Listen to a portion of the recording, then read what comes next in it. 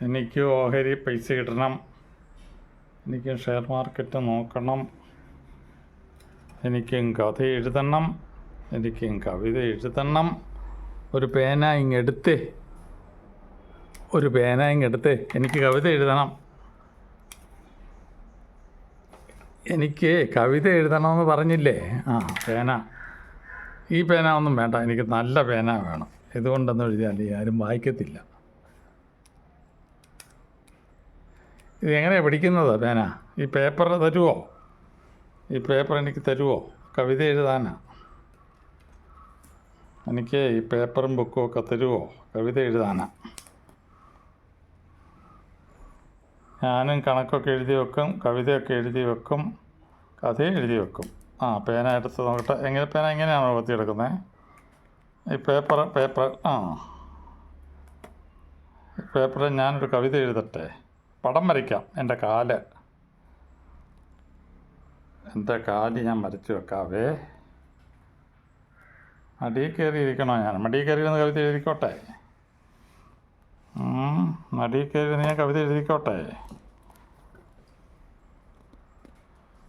കവിത എഴുതാൻ മടിയിൽ കയറിയിരിക്കാം.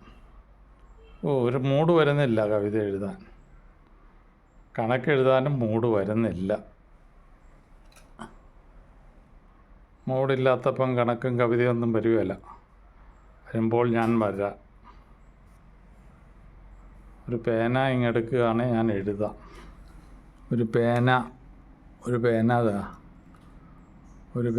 ഈ പേന കൊണ്ട് ഞാൻ ഇങ്ങനെ കവിത എഴുതാവേ. കൊത്തി പിടിച്ചോണ്ട് എഴുതാൻ പറ്റുള്ളൂ, എനിക്ക് കൈ ഇല്ലല്ലോ. ഈ പേപ്പറിൽ ഞാൻ എഴുതാം കവിത. അങ്ങോട്ട് വന്നിട്ട് എഴുതാവേ. ഇങ്ങോട്ട് വന്നിട്ട് കവിത എഴുതാമെന്ന് പറഞ്ഞില്ലേ? പേന അന്നേരം തന്നാൽ മതി. ഞാൻ നല്ല കയ്യടാ. എനിക്ക് കഥയും കവിതയൊക്കെ എഴുതണം. മുട്ടൂസിന് കവിതയും കവിതയൊക്കെ എഴുതണമെന്നേ. എന്നെ കവിന്നേ വിളിക്കാവുള്ളേ, കവിന്ന് വിളിക്കില്ല. ഞാൻ കാക്കയാണേലും കവിയാണ്. കഥ